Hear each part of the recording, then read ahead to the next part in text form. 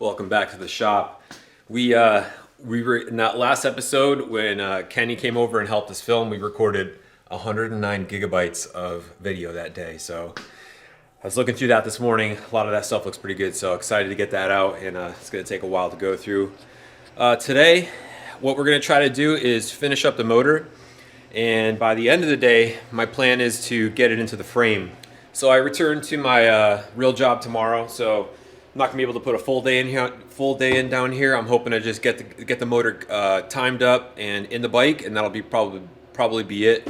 So I can tend to some other things today. But not gonna be a long video. But hopefully, like I said, by the end of this day, we'll have the motor in the frame and on that stand and ready for parts to start getting bolted back up to the bike and making it whole.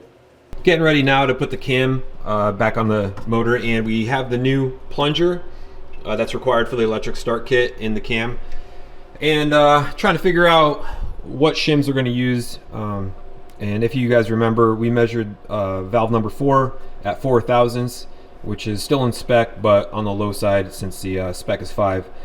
So it looks like what we're going to use in this formula here, we're going to need 2mm exactly shim to go in there. So these are the shims that came out, and what we're going to do is replace that number 4 with a 2mm shim and that valve here. And we'll get this together and rotate the crank a couple times and put some tension on the Valvetrain components, and then we'll actually remeasure the valve lash and verify those measurements and enter them here. Watch me waste away, oh so gracefully. Have your morals, have your thoughts, we're preaching tastefully. The moon remains when I'm awake, it's like it waits for me. And then I see you and I know this is the place for me.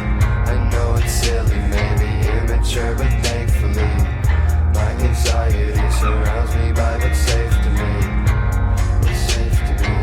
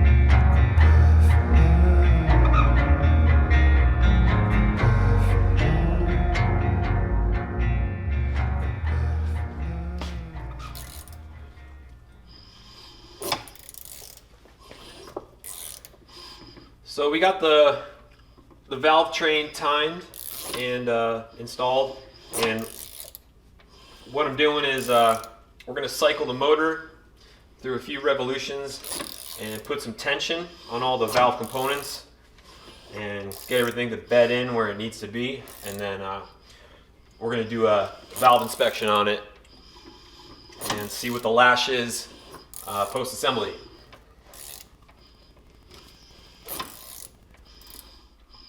And this here, you'll watch this right rocker, the exhaust rocker. You'll see this is a decompression system. So the lobe is about to come in and hit that one right there. There it goes. So that's what makes this engine a lot easier to start, is the decompression system releasing that built up pressure in the cylinder, making it a little bit easier to start. There it goes right there again. So we got the Valvetrain in spec. I had to take it off and assemble it a couple different times, making adjustments. And as we talked about before, when I took the motor apart, it was in spec. We had 11, 11, 5, and a 4. And then when I put the engine back together and stroked the crankshaft a couple times, I had a 10, a 4, and a 5. And I did make an adjustment to that number 4 valve upon initial assembly. So came up with a new calculated shim. You know, I gotta clean this up still, but we re-shimmed it, put some different shims in, and now we're at 12, 11, 6, and 5. And I'd rather bias towards a larger gap than a smaller gap, just because in the event that that valve beds itself in more to the seat, it'll close that gap instead of getting too small. So like I said, we start out a little bit big. So far, total seat erosion on all 4 valves all the way around was 1,000th. So I'm not really sure what that's about. It may have something to do with the gasket or the cleaning process when we relieved all that stress from the head when we took it apart. I think it's just odd that all 4 seats wore 1,000th of an inch exactly. So it is what it is. It's not really an issue, and we're gonna finish bolting the top of this engine up, put the spark plug in it, and get this thing back in the frame. Just doing some wrap up stuff on this bike, and I could see that the wire coming out of the alternator, it actually it kind of hits on that backside screw of that starter in there. So one of the things I do is I'll just take some Tygon tubing and kind of zip tie that around the wire, and it just provides a little bit of extra protection against abrasion, and you know, it minimizes the possibility of vibration going through and shorting out, you know, my alternator, leaving me dead on the road.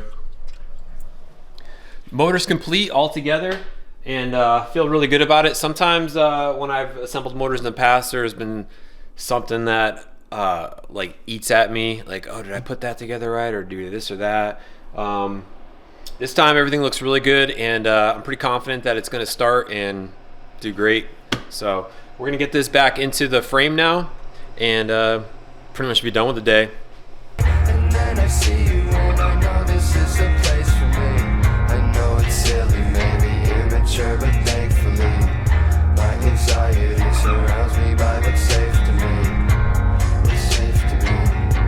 What's safe to me.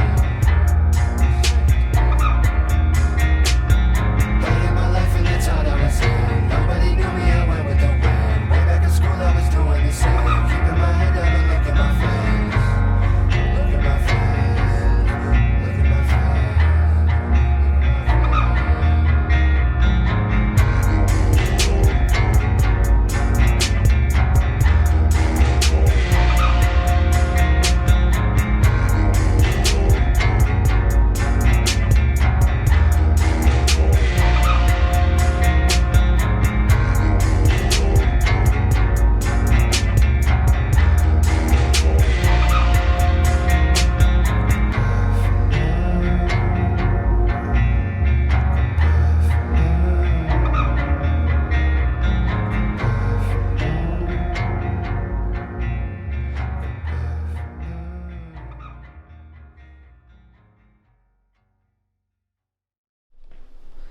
So we used to have the table full of parts and